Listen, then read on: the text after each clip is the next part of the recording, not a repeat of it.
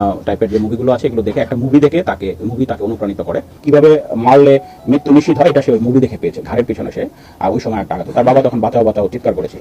প্রথম সন্তান তার ছেলে রেদওয়ান, তার হাতে কাটা দাগ পাই। এইটা দিয়ে আমাদের সংযোগটা শুরু হয়। তার নিজের সন্তানই এটা করেছেন। এবং আপনি হুজুর আশ্চর্য হয়ে যাবেন, গত কয়েকদিন আগে একজন মুহাদ্দিসের ছেলে বড়, যদি বা ওই ঘরানার হয়, ওহাবি ঘরানার একজন মুহাদ্দিস, তারপরে তো হাদিস পড়ায়, তারপরে কি পড়ায়?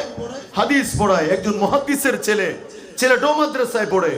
শুধু বাবা বলেছেন, সন্তান এটা বেশি ব্যবহার করিও না, এটা বেশি ব্যবহার করলে তোমার ঈমান আকীদা সব ধ্বংস হয়ে যাবে, তুমি ধ্বংসের দিকে চলে যাবে।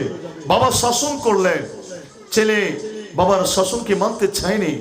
বাজারে গেলেন, বাজার থেকে এই মোবাইল ব্যবহার করে করে ইউটিউব থেকে সে কিভাবে হত্যা করা যায় সব কিছু এই ইউটিউব ব্যবহার করে দেখলেন, জানলেন, বুঝলেন। বাজার থেকে চুরি কিনে এনে উনি ছিলেন নানার বাড়িতে, ওখান থেকে বাড়িতে আসলেন, বাবারে চাকু স্টিচ করলেন, প্রথমটাতে লাগে নাই, বাবা সন্তানের পায়ে ধরলেন। হায়রে জগৎ, হায়রে দুনিয়া, আমরা কোন জগতে আসলাম?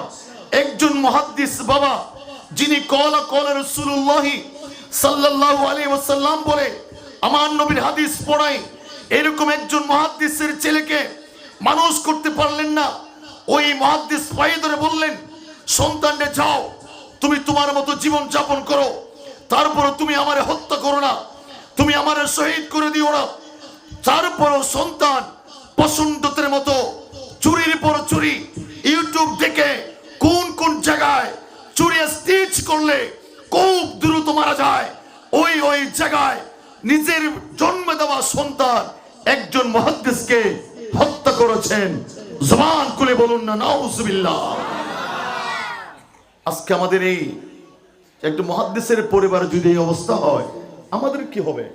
আমাদের সাধারণ মুসলিম পরিবারের কি অবস্থা? ভয়ানক অবস্থা, খুব ভয়ানক অবস্থা। আমার যুবক ভাইয়েরা, আজকে আমরা মা বাবাকে চিনি না, মা বাবাকে শ্রদ্ধা করি না। মা বাবাকে কত সন্তান মা বাবারে পিঠায়, নির্যাতন করে, শুধুমাত্র বউয়ের কথা শুনে, স্ত্রীর কথা শুনে কত সন্তান নিজের আপন গর্ভধারণী মাকে নির্যাতন করছো, অত্যাচার করছো। এই দুনিয়া না, আরেকটা দুনিয়া আছে, মনে রাখেন। ওখানে গিয়ে হিসাব দিতে হবে। নবী বলেছে, রেজা রব্বে রেজাল ওয়ালিদাইন, মুনিব রাজি হবে তোমাদের ঘরের মা বাবা রাজি হলে। সুবহানাল্লাহ বলুন না।